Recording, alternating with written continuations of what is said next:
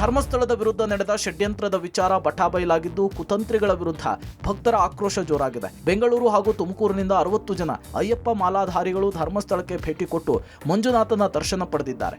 ಈ ವೇಳೆ ಆಕ್ರೋಶ ವ್ಯಕ್ತಪಡಿಸಿದ ಬೆಂಗಳೂರಿನ ಶಬರಿಮಲೆ ಅಯ್ಯಪ್ಪ ಸ್ವಾಮಿ ಸೇವಾ ಸಮಾಜಂ ಭಕ್ತರು ಹಿಂದೂಗಳು ಎದ್ರೆ ಪರಿಣಾಮ ಬೇರೆಯದ್ದೇ ಆಗಿರುತ್ತೆ ಅಂತ ಹೇಳಿ ಎಚ್ಚರಿಕೆ ಕೊಟ್ಟರು. ಮಾಸ್ಕ್ ಮ್ಯಾನ್ ಹಿನ್ನೆಲೆಯನ್ನು ನೋಡಿ SIT ರಚನೆ ಮಾಡಬೇಕಿತ್ತು. ಷಡ್ಯಂತ್ರದ ರೂವಾರಿಗಳಿಗೆ ಶಿಕ್ಷೆ ಆಗಬೇಕು ಅಂತ ಹೇಳಿ ಅಯ್ಯಪ್ಪ ಮಾಲಾಧಾರಿಗಳು ಸರ್ಕಾರಕ್ಕೆ ಒತ್ತಾಯ ಮಾಡಿದ್ದಾರೆ.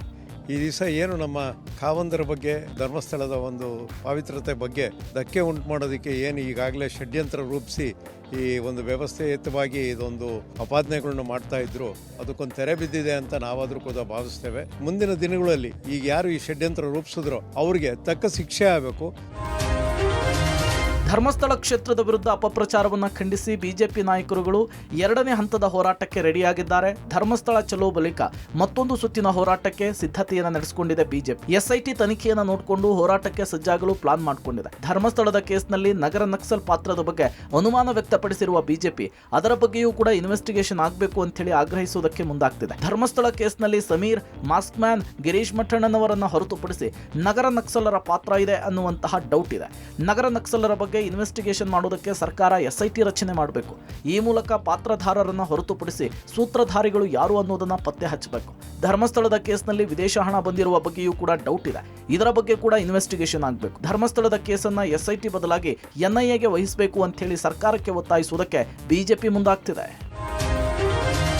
ಬಿಜೆಪಿಯವರ ಧರ್ಮಯುದ್ಧಕ್ಕೆ ತಿರುಗೇಟನ್ನು ಕೊಡುವುದಕ್ಕೆ DCM DKಶಿ ಸಜ್ಜಾಗಿದ್ದು, ಗೌರಿ ಗಣೇಶ ಹಬ್ಬದ ಬಳಿಕ DKಶಿ ಧರ್ಮಸ್ಥಳ ಯಾತ್ರೆಯನ್ನು ಮಾಡಲಿದ್ದಾರೆ ಎನ್ನಲಾಗ್ತಿದೆ. ಬಿಜೆಪಿಯ ಧರ್ಮಯುದ್ಧಕ್ಕೆ ಧರ್ಮಸ್ಥಳದ ನೆಲದಲ್ಲಿಯೇ ತಿರುಗೇಟನ್ನು ಕೊಡುವುದಕ್ಕೆ DKಶಿ ಸಿದ್ಧತೆ ನಡೆಸಿದ್ದು, DCM DK ಶಿವಕುಮಾರ್ಗೆ ಕಾಂಗ್ರೆಸ್ ಶಾಸಕರು ಸಾಥನ್ನು ಕೊಡಲಿದ್ದಾರೆ ಎನ್ನಲಾಗ್ತಿದೆ. ಧರ್ಮಸ್ಥಳದ ವಿಚಾರದಲ್ಲಿ ಬಿಜೆಪಿಯಿಂದ ಸರ್ಕಾರದ ಟಾರ್ಗೆಟ್ ಬೆನ್ನಲ್ಲೇ ಬಿಜೆಪಿಗೆ ಕೌಂಟರ್ ಅಟ್ಯಾಕ್ ಮಾಡುವುದಕ್ಕೆ DKಶಿ ರೆಡಿ ಮಾಡಿಕೊಂಡಿದ್ದಾರೆ. DKಶಿಯ ದೈವ ಭಕ್ತಿಯೇ ಕಾಂಗ್ರೆಸ್ ಪಾಲಿಗೆ ಸದ್ಯದ ಪ್ರತ್ಯಾಸ್ತ್ರವಾಗಿದೆ. ಧರ್ಮಸ್ಥಳದ ವಿಚಾರದಲ್ಲಿ ಷಡ್ಯಂತ್ರ ನಡೆದಿದೆ ಅಂತ ಹೇಳಿ ಮೊದಲು ಹೇಳಿದ್ದೆ DKಶಿ. ಅಲ್ಲದೆ DCM DKಶಿ ಸಾಫ್ಟ್ ಹಿಂದುತ್ವದ ಇಮೇಜ್ ಸಹ ಇದೆ. ಧರ್ಮಸ್ಥಳದ ವಿಚಾರದಲ್ಲಿ ಸರ್ಕಾರದ ವಿರುದ್ಧ ಬಿಜೆಪಿ ನಡೆಗೆ DKಶಿ ನಡೆಯ ಮೂಲಕವೇ ಸರ್ಕಾರ ಕೌಂಟರ್ ಕೊಡುವುದಕ್ಕೆ ರೆಡಿಯಾಗಿದೆ. DKಶಿ ಧರ್ಮಯಾತ್ರೆಗೆ ಶಾಸಕರ ದಂಡು ಕೂಡ ಸಾಥ್ ಕೊಡುವ ಸಾಧ್ಯತೆ ಇದೆ ಅಂತ ಹೇಳಲಾಗ್ತಿದೆ.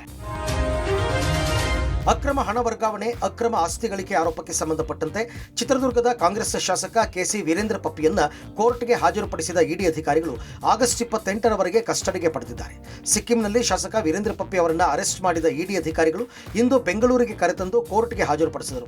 ಈ ವೇಳೆ ಶಾಸಕ KC ವೀರೇಂದ್ರ ಅವರನ್ನ 14 ದಿನ ತಮ್ಮ ವಶಕ್ಕೆ ನೀಡುವಂತೆ ಮನವಿ ಮಾಡಿತ್ತು. ಈ ಬಗ್ಗೆ ಶಾಸಕರ ಪರ ವಕೀಲರು ಆಕ್ಷೇಪ ವ್ಯಕ್ತಪಡಿಸಿದರು. ಇದೇ ವೇಳೆ ವಾದ ಮಂಡಿಸಿದ ED ಪರ ವಕೀಲರು ಕೋಟ್ಯಾಂತರ ರೂಪಾಯಿ ನಗದು, ಕೆಜಿಗಟ್ಟಲೆ ಚಿನ್ನ ಪತ್ತೆಯಾಗಿದೆ. ವಿದೇಶದಲ್ಲಿ ವ್ಯವಹಾರ ನಡೆಸಿದ್ದಾರೆ. ಕ್ಯಾಸಿನೋಗಳು, ಆನ್ಲೈನ್ ಬೆಟ್ಟಿಂಗ್ ಸೈಟ್ಗಳ ವ್ಯವಹಾರ ನಡೆದಿದೆ.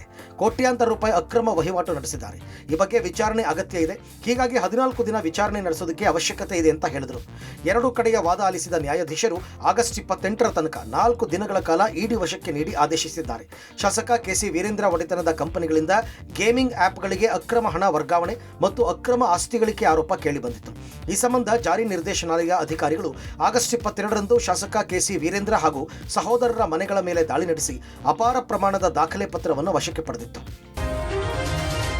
ಬಿಹಾರದ ಪೂರ್ಣ್ಯಾದಲ್ಲಿ ನಡೆದ ಮತದಾನ ಅಧಿಕಾರ ಯಾತ್ರಾ ಸಮಾವೇಶದಲ್ಲಿ ಕೆಪಿಸಿಸಿ ಅಧ್ಯಕ್ಷ DK ಶಿವಕುಮಾರ್ ಭಾಗವಹಿಸಿದರು. ಲೋಕಸಭೆ ವಿರೋಧ ಪಕ್ಷದ ನಾಯಕ ರಾಹುಲ್ ಗಾಂಧಿ ನೇತೃತ್ವದಲ್ಲಿ ಹಮ್ಮಿಕೊಂಡಿದ್ದ ಯಾತ್ರೆಯಲ್ಲಿ DCM DKಶಿ ಪಾಲ್ಗೊಂಡು ಗಮನ ಸೆಳೆದರು. ರಾಷ್ಟ್ರೀಯ ಜನತಾದಳ ಮುಖಂಡ ಹಾಗೂ ಬಿಹಾರದ ಮಾಜಿ DCM ತೇಜಸ್ವಿ ಯಾದವ್, ಕೆಪಿಸಿಸಿ ಅಧ್ಯಕ್ಷ ಹಾಗೂ DCM DK ಶಿವಕುಮಾರ್ ಭೇಟಿಯಾಗಿ ಸಮಾಲೋಚನೆ ನಡೆಸಿದರು. ಇನ್ನು ಬಿಹಾರದಲ್ಲಿ ನಡೆದ ಯಾತ್ರೆಯಲ್ಲಿ ಪಾಲ್ಗೊಂಡಿದ್ದ DKಶಿ ಸಖತ್ ಟ್ರೋಲ್ ಆಗಿದ್ದಾರೆ. ರ್ಯಾಲಿಯಲ್ಲಿ ರಾಹುಲ್, ತೇಜಸ್ವಿ ಜೀಪ್ ಮುಂದೆ ನಿಂತಿದ್ರೆ, ಜೀಪ್ ಹಿಂದೆ DKಶಿ ಕಾರ್ಯಕರ್ತರಂತೆ ನಿಂತಿದ್ರು. ಈ ವಿಡಿಯೋವನ್ನ ಜಾಲತಾಣದಲ್ಲಿ ಹಾಕಿ ಟ್ರೋಲ್ ಮಾಡಿದ್ದಾರೆ.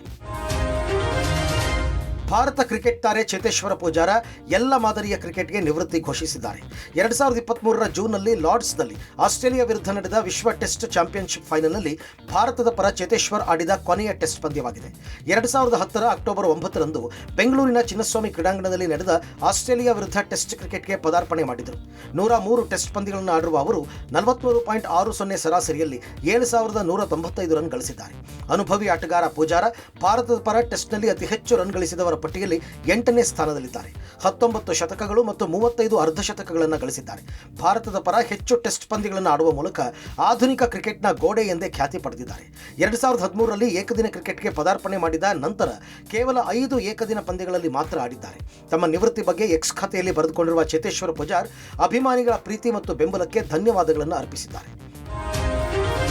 ಮಹಾರಾಷ್ಟ್ರದ ಘಟ್ಟ ಪ್ರದೇಶದಲ್ಲಿ ಭರ್ಜರಿ ಮಳೆಯಾಗುತ್ತಿರುವ ಪರಿಣಾಮ ಯಾದಗಿರಿ ಜಿಲ್ಲೆಯ ಭೀಮಾ ನದಿ ಉಕ್ಕಿ ಹರಿತಾ ಇದೆ.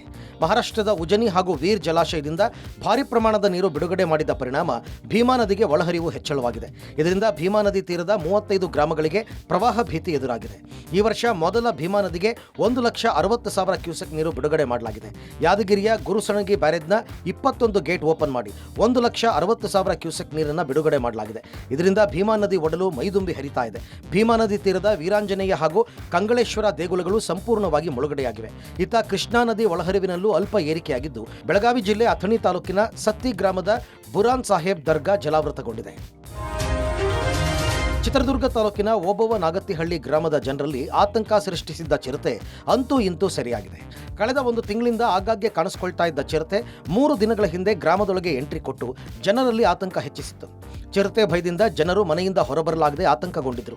ಹೀಗಾಗಿ ಚಿರತೆ ಸೆರೆಗಾಗಿ ಕಾರ್ಯಾಚರಣೆ ಕೈಗೊಂಡಿದ್ದ ಚಿತ್ರದುರ್ಗದ ಅರಣ್ಯಾಧಿಕಾರಿಗಳು ಗ್ರಾಮದಲ್ಲಿ ಬೋನನ್ನು ಇಟ್ಟಿದ್ದರು. ಮಧ್ಯರಾತ್ರಿ ಚಿರತೆ ಬೋನಿಗೆ ಬಿದ್ದಿದ್ದು ಅಧಿಕಾರಿಗಳ ಕಾರ್ಯಾಚರಣೆ ಯಶಸ್ವಿಯಾಗಿದೆ. ಚಿರತೆ ಸೆರೆಯಿಂದ ಓಬವ್ವ ನಾಗತಿಹಳ್ಳಿ ಗ್ರಾಮಸ್ಥರು ನಿಟ್ಟುಸಿರು ಬಿಟ್ಟಿದ್ದಾರೆ. ಇತ್ತ ಚಾಮರಾಜನಗರದ ಚಿಕ್ಕರಂಗಶೆಟ್ಟಿ ದೊಡ್ಡಿ ಗ್ರಾಮದಲ್ಲಿ ಹುಲಿ ಹೆಜ್ಜೆ ಪತ್ತೆಯಾಗಿದ್ದು ಚಿಕ್ಕರಂಗಶೆಟ್ಟಿ ದೊಡ್ಡಿ ಗ್ರಾಮದ ಜನರಲ್ಲಿ ಆತಂಕ ಹೆಚ್ಚಿಸಿದೆ. ತಮ್ಮ ಜಮೀನಿಗೆ ಕಾವಲು ಕಾಯಲು ಹೋಗಲು ರೈತರು ಹಿಂದೇಟು ಹಾಕಿದ್ದು ಹುಲಿ ಸಂಚಾರದ ಹಾದಿಯನ್ನು ತಪ್ಪಿಸುವಂತೆ ರೈತರು ಅಧಿಕಾರಿಗಳಿಗೆ ಆಗ್ರಹಿಸಿದ್ದಾರೆ.